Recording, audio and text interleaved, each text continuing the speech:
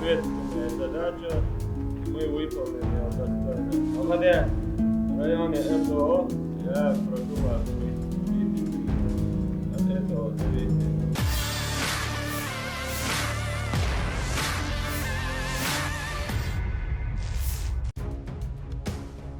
Prajurit dari Resimen Operasional ke-94 dari Pasukan Pertahanan Terpisah ke-46 Kaukasus Utara VNG Rusia pergi ke zona operasi militer khusus.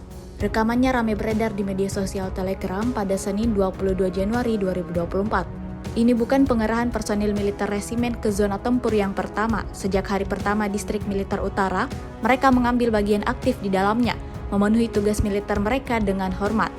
Para prajurit bertekad untuk menekan perlawanan Ukraina di wilayah Donbas, untuk membebaskan semua tanah yang direbut secara keji dari musuh. Untungnya, untuk melaksanakan tugas-tugas tersebut, jajaran resimen dilengkapi dengan prajurit yang efektif yang telah berulang kali membuktikan komitmen mereka terhadap Rusia.